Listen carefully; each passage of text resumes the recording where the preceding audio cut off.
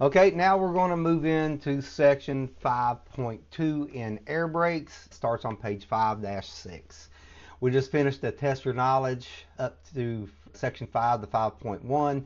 Now we're moving into the next section, and we'll finish this one when we get to the questions and answers section of the book here. Now, you can't rely on, when you do these test your knowledge sections, those are not going to be all the questions asked. Keep in mind the things that I'm highlighting and telling you about, even if they're not in the test your knowledge sections, will more than likely be on your test. Pay attention to them. Go back and rewatch the video. Pay attention to the highlighted areas. These things are very important if you want to pass your test anyway. Section 5.2, we're talking about dual air brakes. I'm just going to read this section here, and if anything in there that's going to be testable, we will highlight it for you so you can put it in your little list of questions and answers that you may need to remember. Most heavy-duty vehicles use dual air brake systems for safety. A dual air brake system has two separate air brake systems, which use single set of brake controls. Each system has its own air tanks, hoses, lines, etc. One system typically operates the regular brakes on the rear axle or axles, and the other system operates regular brakes on the front axle, possibly one rear axle. Both systems supply air to the trailer, if there is one. The first system is called the primary system. The other is called the secondary system. We'll go back to 5.4. You can see the primary and secondary systems. There'll be air tanks, but you can't really see it too much because you'd have two tanks, not just one tank. There'll be a primary and secondary with separate airlines. Before driving a vehicle with a dual air system, allow time for the compressor to build up to a minimum of 100 psi pressure in both the primary and secondary system. There are two tanks, two supply gauges. Watch the primary and secondary air pressure gauges or needles if the system has two needles in one gauge. Pay attention to the low air pressure warning light and buzzer. The low air pressure warning light is mandatory. The buzzer is not necessarily, right? The warning light and buzzer should shut off when the air pressure in both systems rises to a value set by the manufacturer. This value must be greater than 60 psi. So when you lose air pressure, we know the warning light comes on at 60. And sometimes it has an audible buzzer. When you start the vehicle, the buzzer will be on and the light will be on, and usually when you get around 60 psi, if you get above 60 psi, that light will go off. That's usually what the manufacturer sets. Not too important. It is important, but it's not the things that I want you to focus on for your test. I'll highlight here in a second of what I want you to focus on for the questions they're going to ask on your test. The warning light and buzzer should come on before the air pressure drops below 60 psi in either system. If this happens while driving, you should stop right away and safely park the vehicle. Because the next thing that's going to happen, because you're going to lose all your air pressure, then your spring brakes will come on. So it's important that if you lose pressure in one system, primary or secondary, it doesn't matter. If they're both not above 100 psi, we need to pull over and figure where the leak's at, figure out why we don't have air pressure. Here is what we're going to focus on. So we're going to park your vehicle. If one air system is very low on pressure, either the front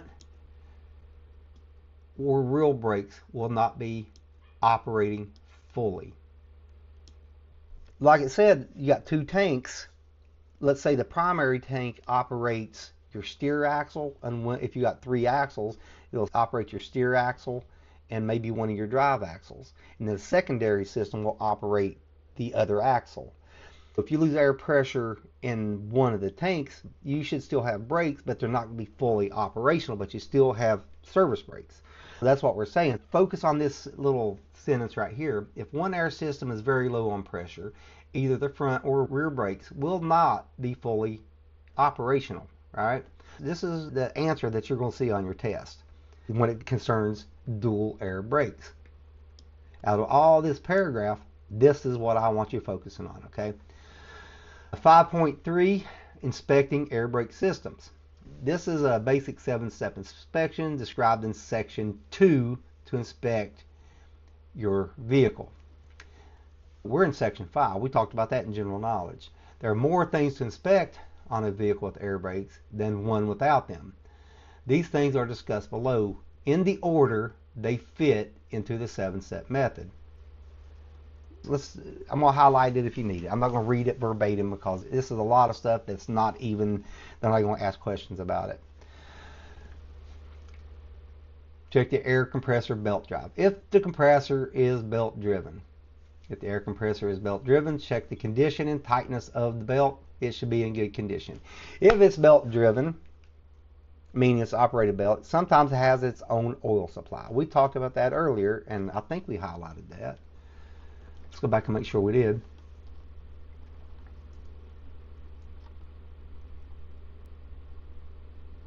That's one of the very first things we talked about.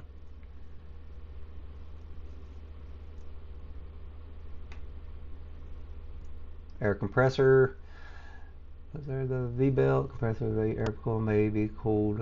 It may. So here. So air compressor, if it is, it may have its own oil supply. It may be, or maybe lubricated engine. So let's highlight that one there so you can come back and look at that too. That you'll see that because it's only a 20-25 question test, so they're going to have to dig deep to come up with some questions on this one. This is something that you do need to know. It may have its own oil supply if it's belt driven. Let's come back down to where we were at. And we're talking about dual air brake systems again. If one of the air systems is very low on pressure, either the front or rear brakes will not be fully operational or operating fully. So what that means, like I said before, you go back and rewind it, but one's going to work. You're not going to have full braking power, but you still have braking power. Inspecting the system. This is where I thought they was going to have that oil supply, but I missed it earlier, so I'm glad we went back and caught it. Check the belt. How do you check a belt? It's a properly mounted, not damaged. It's not loose. No more than 3/4 inch of play on the belts. That's usually your alternators or any of your belts. But that goes more into pre-trip inspection. You're not going to get too many questions about that other than why do you do a pre-trip? Well, we do a pre-trip for safety. We know that need to know the tread depths, 4 30-seconds, 2 30-seconds, but that's general knowledge. Go back and watch that video.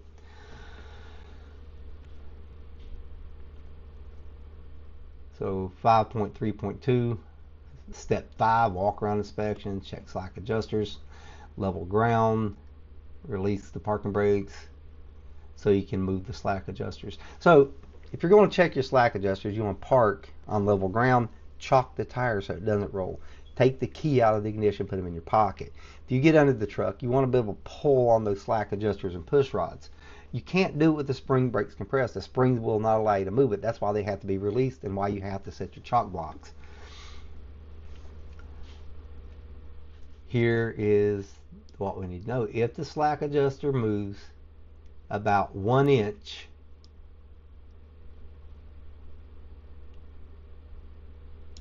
it needs adjustment, right? 1 inch. So when you pull on the slack adjuster, you shouldn't be able to pull it more than 1 inch. And we can read it, but this is the area on this I want to focus on. This is something you will see again on your test. Maybe not the test at the end of this course, but definitely at the ones with DMV. Out of adjustment brakes are the most common problem found in roadside inspections. Be safe, check slack adjusters. So if you do find, just talk about a few things. If you find one out of adjustment, adjust it before you move. When do you normally find them out of adjustment? During pre-trip inspection. When do you usually find this stuff? Do brakes need to be adjusted often? Yes. With automatic slack adjusters, we adjust them by using our brakes during our pre-trip inspection, during our brake test. So the answer is going to be yes, they need to be adjusted often. Trick question. If I find my spring brakes out of adjustment, will that affect my service brakes? If I find my service brakes out of adjustment, will that affect my spring brakes? Vice versa. Yes. If we come back and look at our diagram of the brake system, you only have one adjustment nut, one.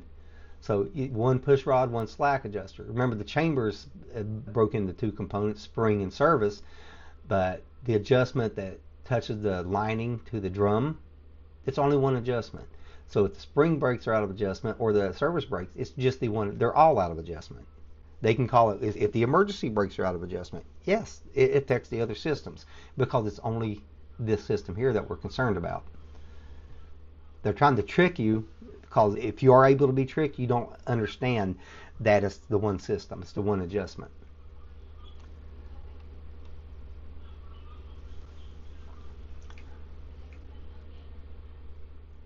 On vehicles built since 1994, automatic slack adjusters, right? So after we talked about, don't confuse that. These dates, I don't think you'll get too many questions about the dates. I really don't. I don't really see that. They're more concerned about if you know how it works, about the different systems, the service, the spring brakes, the emergency brakes. They're all the same systems. Dual systems, when you have a primary and secondary air tank. If I lose air pressure in one, do I still have braking power? Yes, but I don't have as much braking power because one system's weak, but I still have braking power. If I have lose air pressure in the primary or secondary and that it's below 100, I don't have full air pressure, right? Both gauges have to be pressured up. So if I lose air in one and not the other, I've got air pressure in my primary, I can keep going. No, both of these gauges matter. If you lose air pressure in one, you need to pull over, get it checked out.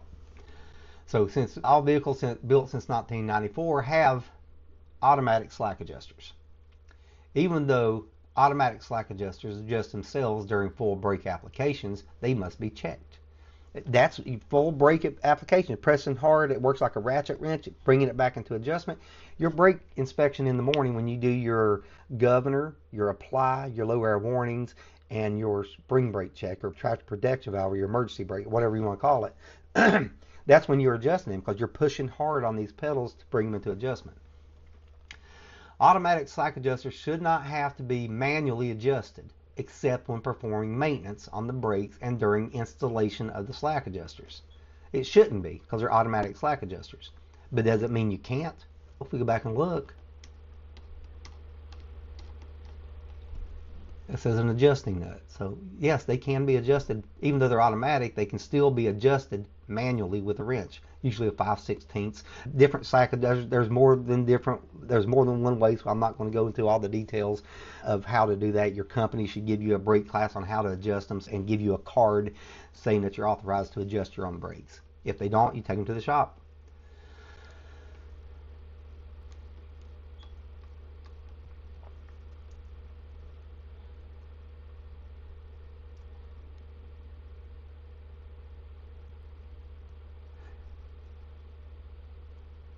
Okay, let's go back to it again. An automatic slack adjuster should not have to be manually adjusted except when performing maintenance on the brakes and during installation of the slack adjusters. Any vehicle equipped with automatic slack adjusters, when the push rod stroke exceeds the legal brake adjustment limit, it is an indication that a mechanical problem exists in the adjuster itself, a problem with the related foundation brake components, or the adjuster was improperly installed. Manual adjustment of an automatic slack adjuster to bring the push rod stroke within legal limits is generally masking a mechanical problem and is not fixing. Further, routine adjustments of most automatic slack adjusters will likely result in premature wear of the adjuster itself. It is recommended that when brakes equipped with automatic slack adjusters are found to be out of adjustment, the driver take the vehicle to a repair facility as soon as possible to have the problem corrected. The manual slack adjustment of an automatic slack adjusters is dangerous because it may give the driver false sense of security regarding the effectiveness of the braking system. So if you find one out of adjustment and you do manually adjust it, yes, they're in adjustment, the brakes are effective, the stroke, the different chambers, different sizes of chambers have different push rod stroke limitations. Sometimes you have a long stroke chamber, sometimes a short stroke, and usually it can be anywhere 1.25 inches, 1.5 inches. The longer stroke can be a little bit longer, but it depends on the chamber itself, so I'm not going to get into those numbers too much. But if you do find one out of adjustment and you do manually adjustment, they're legal. Just know that you have to get that repaired because your slack adjusters are having a maintenance issue, and eventually you're not going to have that slack adjuster working effectively at all. So yes, you can legally, as long as your company gives you a brake card, giving you a class, teaching you how to manually adjust them, adjust it, drive the vehicle, ride it up, get to a repair facility as soon as humanly possible. If you are having to manual adjust, you're going to have to adjust them every day just about, just to make sure. And you don't want to adjust one side without adjusting the other side so they're even. But yes, you can still drive it. The manual adjustment of automatic slack adjuster should only be used as a temporary measure. I just talked about that temporary measure to correct the adjustment in an emergency situation, and it is likely the brake will soon be back out of adjustment since this procedure usually does not fix the underlying problem. So yeah, you can do it, but you want to make sure that you've been trained how to do it. Don't mess with the brake system. Any pressurized system. Brake systems are pressurized. Remember those spring brakes. They can stop 80,000 pounds in unison with the other brakes. They can stop 80,000 pounds. There is a lot of force in these spring systems. If you do not know anything about these brakes, do not touch them. I cannot say this enough. Do not touch them. Do not open a hot radiator cap. Do not, even your fuel tanks. Don't put your face over top of the fuel tanks. They have check valves in them. If those check valves get clogged up with dirt, you pop at and it can blow up in your face. I have a personal friend that it happened to, and they had a life flight him over to Minneapolis. The check valves were stuck on both tanks. It wasn't breathing. He went to twist the cap just a little bit, and it blew up in his face. It fractured his nose, his eye socket, his orbital socket, and they thought he had brain fragments in his brain. It hit him so hard. That's the reason they had a life flight him over to Minneapolis. Don't mess with pressurized systems. Same thing with these brakes. If you don't know anything about them, don't touch them. Plain and simple, don't touch them. You're not a mechanic, you're a truck driver, so if you don't have the ability or the knowledge of how to do the brakes, don't try to figure it out on your own. Automatic slack adjusters are made by different manufacturers and do not operate the same. Therefore, specific manufacturers' service manual should be completed prior to troubleshooting a brake adjustment. Again, shouldn't be up to you unless you've had that training. So we talked about, remember those numbers? How far can you push a slack adjuster with the brakes released? Not more than 1 inch. So let's go back to our numbers. We'll run through them. Cut in, cut out. The air compressor cuts in at 100 or less. Turn on. The air compressor cuts off or turns off at 125. The low air warning light comes on at 60 psi or before 60 psi. The safety valve is set at 150 psi. Your emergency spring brakes will come on. Your pop-off valves, your tractor protection valves, it's all the same thing. They'll pop out between 20 and 45 psi. Now we're talking about when I pull on the slack adjuster to check them, I should not pull on them more than 1 inch. If I have to pull on them more than 1 inch, they probably need adjustment. Now we're checking the brake drums, linings, and hoses. So in general knowledge, I was looking for the section where it's talking about the brake drum being cracked and what the limits were for it being cracked. So now we're getting in air brakes. Maybe this will give us better information here. Brake drums or discs must not have cracks longer than 1/2 the width of the friction area. There it is. I was looking at it in the wrong place, right? They should have mentioned that in the general knowledge when they was talking about the drums, but maybe they won't ask that question. Now we're in the air brake system. Now we're getting more specific details. What that means, let's go back and look at our diagram again. So this is the drum. This metal part that goes over top of the lining. So you see the lining is this wide. So it is legal to have a small crack in it. But the crack cannot go more than half of the friction area. See this friction? The friction area is only where the pad touches. So from the end to here, a crack cannot go past this part here. So only half of the friction area that you have a crack in it. Now, do you want to keep driving that vehicle with that crack in it? No, you want to get it fixed because that crack's only going to get bigger with friction and heat. And a lot of mechanics, and you bring them in if you want to. I am a certified inspector. I went through the classes with the state police that do the inspections. And the mechanics will tell you a lot of stuff, like you can't mix a long stroke brake chamber with a short stroke. So they make you replace both. That is not true. It matters about the diameter of the brake chamber. The diameter has to be the same. As far as the stroke goes, doesn't matter. Mechanics will try to upsell you and make you buy 2 brake chambers.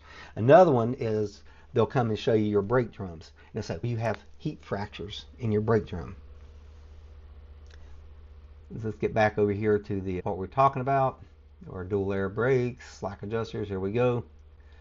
So the last measurement, we said 1/2 of the width of the friction area. A lot of people confuse that because we go back to general knowledge and we're talking about leaf springs. You cannot be missing more than 1/4 of a leaf spring. Less than 1/4 is okay, but you can't be missing more than 1/4. These numbers, these fractions, it's a lot of numbers we have to remember. Remember, the tire tread depth is 4/32 on the steer. Every other tire is 2/32. I shouldn't be able to push more than 3/4 of an inch on my belt, on my engine belts. Now we're talking about a half the width of the friction area when we're talking about drums. Take a little time and memorize each section so that these numbers really hit home and you pass your test. So the drum cannot be longer than 1/2 the width of the friction area. And we're talking about the linings themselves. Here's going to be your key word with the linings. Cannot be soaked with oil or grease. And they say dangerously thin. Notice I didn't give you a number. When you're talking about this style of brakes here, this is the brake drum and lining. That width needs to be more than 1/4 inch. Don't think you're going to get out there with a ruler and measure this. You're not going to, because these brake linings are designed with markers on them. They either have a line, a wear indicator to show you that 1/4 inch mark, or in between, because the linings are 2 separate pieces on each side. In the middle of that, you'll see a little step, and that step in between those, that lip, will be 1/4 inch. So it's going to be a visual inspection for you. You're measuring from the middle. The edges are going to taper out, but when you're measuring from the center. Let's come back down. Where are we at? Okay, here we go.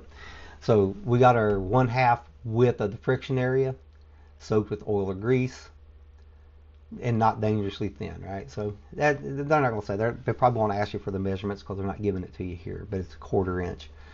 Your final brake check. So we talked about a lot of stuff, right? So this brake check, remember we talked about the cut in, the cut out, 100 to 125. The warning light comes on. Press and hold for 1 minute. We haven't covered that yet. We get to the low air warning light. That comes on around 60. And then the emergency brakes or spring brakes or tractor protection valve or pop-off valve, whatever they want to say, comes out between 20 and 45 psi. So we're going to walk through this a little bit to understand how this brake check is done. So do the following checks instead of the hydraulic brake check shown in section 2, step 7. Check the brake system. So hydraulic brakes, you pump 3 times and hold, and the pedal should not move within 5 seconds. I think it's 5 seconds, but if I'm wrong, it's okay. It shouldn't move at all. So pump it 3 times and it shouldn't move anymore. That's hydraulic. When you're talking about air brakes, it's done a little bit different. Check the low air pressure warning signal. Shut the engine off when you have enough air pressure so that the low air pressure warning signal is not on. Turn on the electrical power and step on and off the brake until the brake pedal to reduce the air tank pressure. So the engine's off, the air compressor isn't running, so it can't keep up with the system. You're fanning the brake. You're fanning the brake down. Every time you push the brake, you're losing air. You're releasing air out of your supply. The engine's not running, so it's not replacing it. And check it, see if the low air warning light comes on. It should come on before 60, right? And this is not quite the brake test. This is just talking about the final one, right? Do the following checks instead. Low air warning. Check that the brakes come on, the spring brakes come on automatically. That's where that 20 and 45 we were talking about.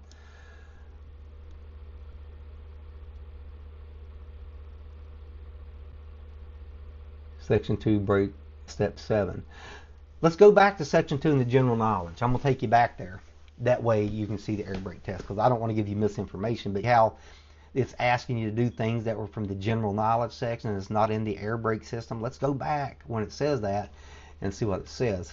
What did we say it was? Section 2, step 7. So it's at the very beginning of the book. We're on page 4. Okay. I'm going to take you back all the way to the beginning. Not all the way to the beginning, but back up.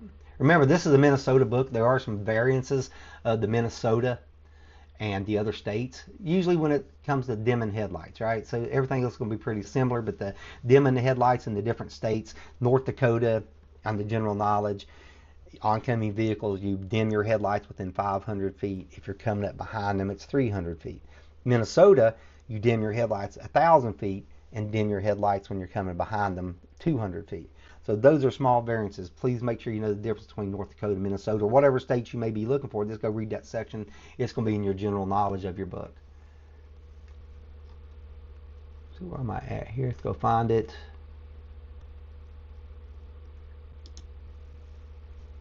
There's section 1. We want to get to section 2, right? Step 7. So let's get ourselves to section 2.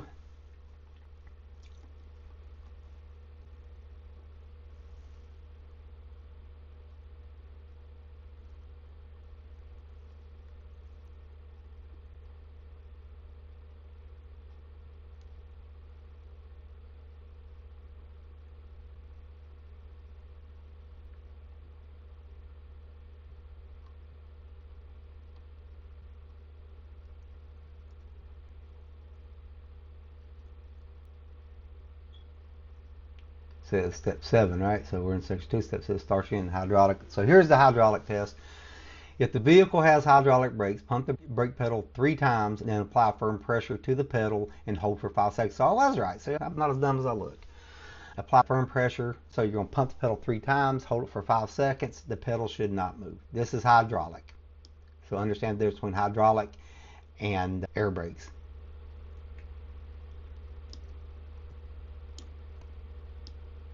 Pedal should not move. If it does, you have a leak, right?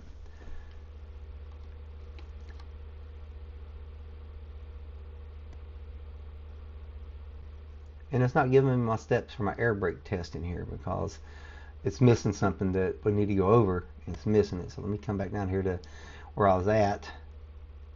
But we went over the hydraulic test, so you know what that is. It may be, that hydraulic may be on your test because it's while I'm driving a Class A. If you got a F550 or F3500, F350 with a 40-foot trailer and you got GVWR of 26,001 pounds, that's a Class A vehicle. But it's a pickup truck. So it's going to have hydraulic brakes versus air brakes, and you'll be restricted. No tractor trailer, no air brake vehicle, but it'll be a CD, a Class A CDL. So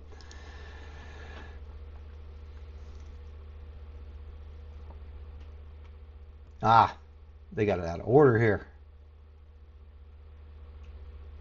So let's go over some of these steps. So if I'm doing an air brake test, I'm not going straight to my low pressure. And this is something you guys can practice. There's going to be a lot of videos, and eventually I'm going to put a video on our YouTube page here to go over the air brake test in a manual and in an automatic transmission. It's going to be the same air brake test, but it's a very key thing that you need to focus on that fail people on the test. It's the setup. It's getting yourself ready to take the test. People don't usually forget the numbers, the pop out. They don't forget that. They forget to either turn their engine on or off. This engine has to be on different positions for different tests. So see how they have it here where the air leakage rate is down here? That's earlier. The governor test is first, and maybe they have it in different sections. This is a 2005 model, but if you go down further in the book, they're going to be the amendments of the new things. But I can get through it using this one. See, here's the air compressor. So if I'm doing an air brake test, I'm actually going to start here. Check the air compressor cut in and cut out.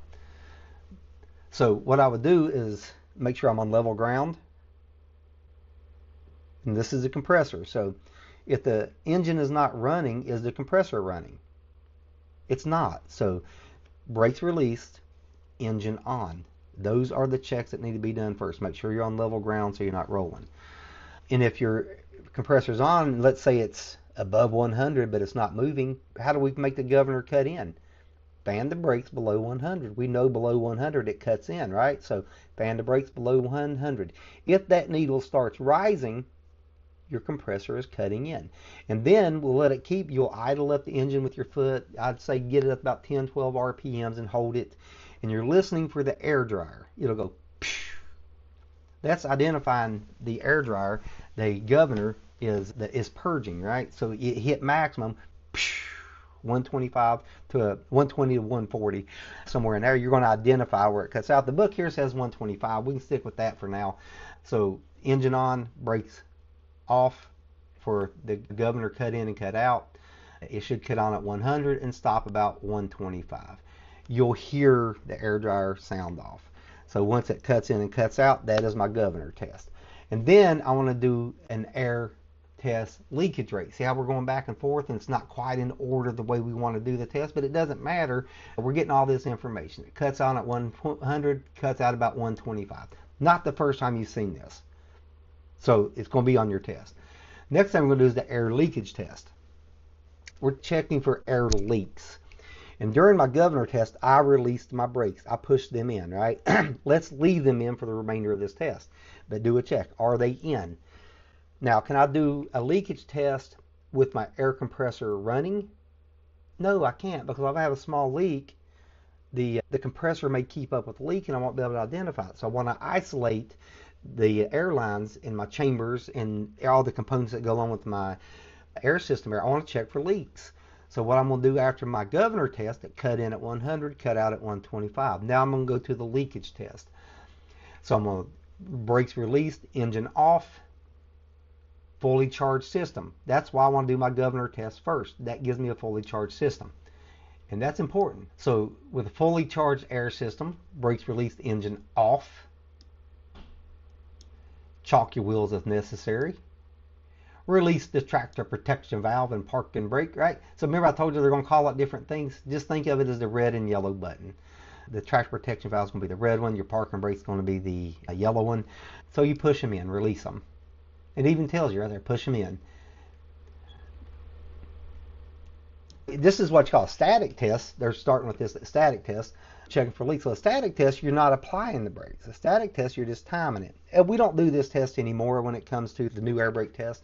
So if I'm doing this with a combination vehicle with a static test, engine off, brakes off, and not doing anything else, not touching any controls, I'll just time it for 1 minute. I should not lose more than 3 psi in a combination vehicle. If I have a straight truck or a bus, that would be 2 psi in 1 minute. Know the difference between a straight truck and bus. Just remember, engine off, brakes off, not touching the brake pedals, combination vehicle 3. And if I drop the trailer, I'll drop a psi. So it's 2 psi. And you'll come down here and you can see that here. Let me see if it even has numbers on here. Yep. So we're talking about a straight truck or bus here. The loss rate brakes with no brakes applied should be less than 2 psi in 1 minute for a single vehicle. So there's your 2 psi written instead of the number in 1 minute for a single vehicle, and less than 3 psi in 1 minute for combination vehicles. So that's your static test. Now we're going to the applied test. Then fully apply. This is your applied test. That means press as hard as you can or up to 90 psi. If you don't have an applied gauge, which is an option, if you don't have that, just push and hold as hard as you can. You'll have an initial loss of pressure and then it's going to settle. What I mean by settle, the gauge is going to stop moving. When the gauge stops moving, that's when you start your timer. Because again, just like when we pushed our buttons in, we lost a lot of air. When we push our brake pedal in, we're going to lose a lot of air, correct? We want to start the fully charged system. This is not really a good test if you're less than 100 psi when you start this test. So let the gauges settle. Start your timer when they settle. You time for, again, 1 minute. And this applied test is different than the static test. It says engine off, brakes off. Now the engine's off, but the brake is on. So this is the apply. I'm applying the brakes and hold it for 1 minute. After the initial pressure drop, just like I said, check the air gauge to see if the pressure drops more than 3 pounds in 1 minute for a single vehicle. Again, do not confuse it with a combination, because that is 4 pounds in 1 minute for a single vehicle. Make sure you read the question. Is it saying combination or is it saying straight truck or bus? Because that's a single vehicle. So they're going to word it in a way to make sure you really know what you're talking about. So we've done the governor test, we've done the static test, which that's not part of your actual driving test nowadays, but it is still a test. Your applied test, press and hold for 1 minute, straight truck or bus, I cannot lose 3 psi. Combination vehicle, I cannot lose 4 psi. How is that different from the static test again? Static, I'm not pushing the brake pedal. I'm just turning the engine off and my electricity on and just watching. The gauge is not doing anything. That's static, timing it for 1 minute. Straight truck or bus, on that test I cannot lose more than 2 psi, and If our combination vehicle cannot lose 3 psi. So it starts with a single at 2, combination 3, apply, we go to 3, and then 4. 3 for single vehicle, 4 psi for a combination vehicle. So they will ask you questions about this. So just take your time and read it. Make sure you know the difference between a straight truck and bus. Make sure you know the difference between, it's not saying static test up here, but that's what this is. It's static.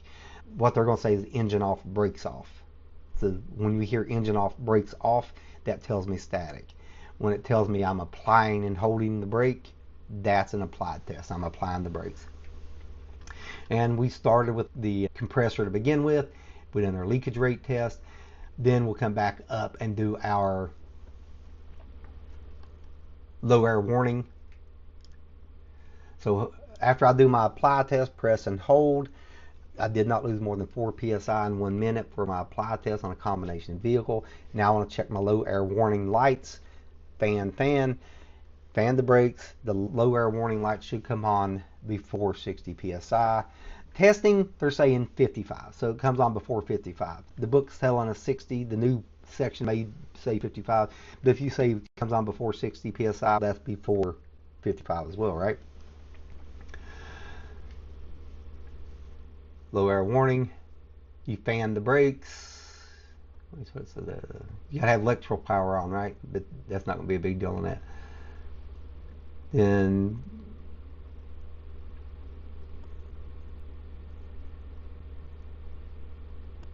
when the pressure drops less than 60 psi. So there we got that for future reference when you come back and look at it. And we talked about that before. You guys probably already know that. And says I'm being redundant now, but again, it's a short test. It's only 20-25 questions. They're going to keep asking the same questions, but they may ask them in a different way. They may take things from the general knowledge, like the hydraulic test, the hydraulic brake test, and stuff like that, but it's all part of your brake test. So that's our low air warning. So it started with the governor. It went to apply, static or apply. And now the low air warning. And the next thing we're going to check our tractor protection valve. And that's going to be wherever that's at. Yeah, here we go. So it's all over the place. It's not in the order that we're actually going to do it. After your lights come on, we'll just keep on fanning your brakes. Remember, we have our brakes pushed in, right? They can't pop out if they're already out. That's the importance of having these in. If they're already out, they can't pop out. And they're going to pop out between 20 and 45 psi. And if you have the parking brake and your tractor protection valve, the red and the yellow, your air supply to your trailers, the red, the trailer brake, whatever you want to call it, it's all the same thing. It's just different things working there. But watch the buttons. Make sure they both pop out. You cannot have one of them pop out. And if one of them pops out and the other one doesn't, don't reach over and pull it out. Fan, keep fanning until it pops out. They should pop out between 20 and 45 psi. Check rate of air pressure buildup. So when you start the engine, the pressure's going to build. Sometimes they're slow, sometimes they're fast. Well, how do you know if your compressor is operating to an optimal level? When you start the engine, just idling, normal idle, the pressure should build up from 85 to 100 psi within 45 seconds in dual air brake system. So this is something you want to, that's just starting the engine, how quickly it starts from no air pressure. You don't start timing it till it gets to 85 and then to 100. When it gets to 85, it starts your timer and it should get there before 45 seconds. If it takes longer than that, yes, it's building up air pressure. You see the needle moving, but your air compressor may be weak. So that's why we want to check that air compressor. That's what you're checking. Check rate for air pressure buildup. I'm checking how efficient my air compressor is. So 85 to 100 in 45 seconds in dual air systems. These questions are not going to be asked in order on your test. So just go back and read these sections and know what each one is. We go to the testing our parking brake. How do you test your parking brake? Well, that's going to be very simple.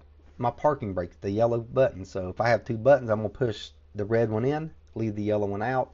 I'm going to put it into gear and gently let out my clutch, or in an automatic, I will give it fuel and pull against those brakes. I'm not trying to drive, I'm just trying to pull against it. That's called a tug test, and the brake should hold.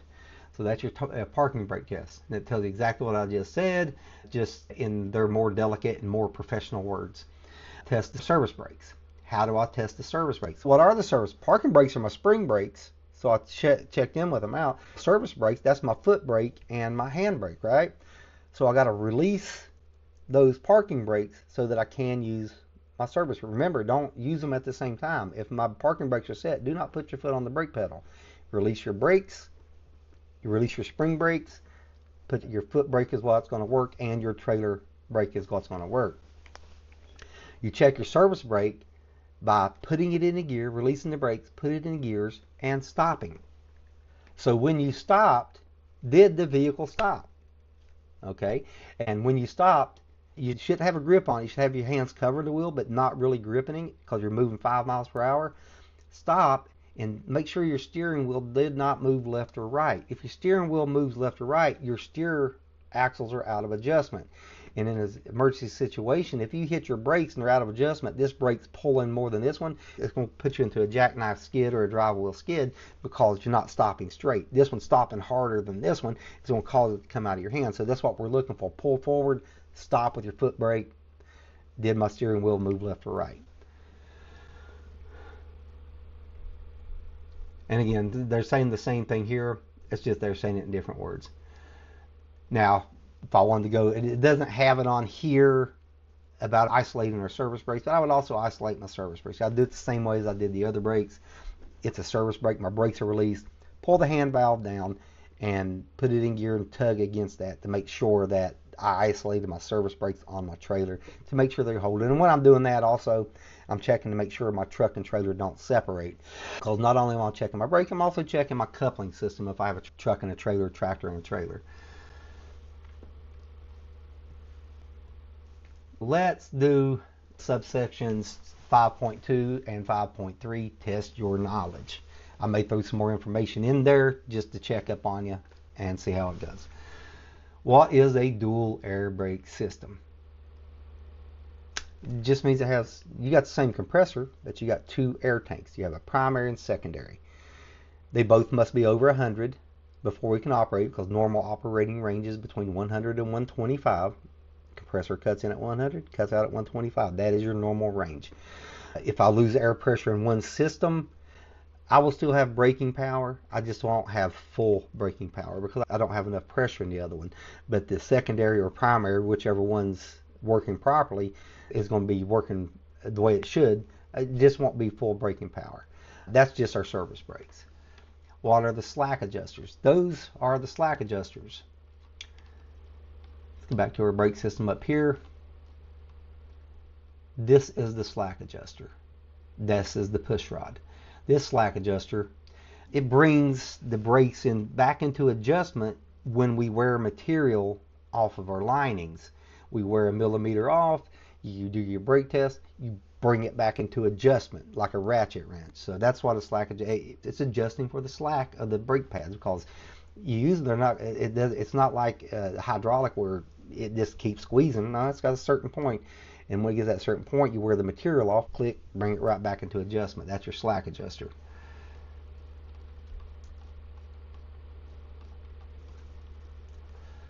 So we're number 4 here. How can you test the low pressure warning signal? How do you test it? Brakes released, engine off, key on. I fan the brakes. Because every time I fan the brakes, I'm letting air out of the system, reducing my air pressure.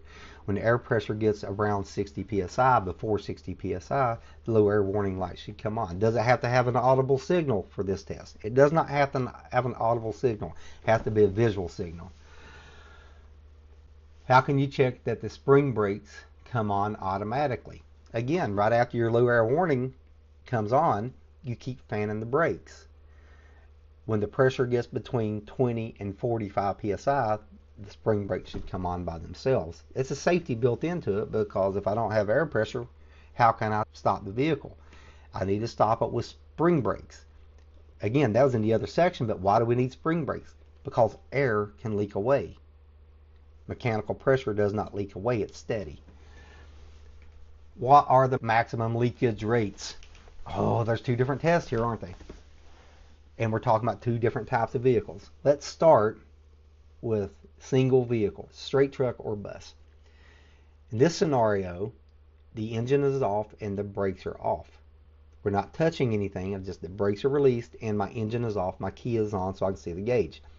I set a timer. I should have maximum air pressure, right? It should be up there close to 120, 125 when we do this.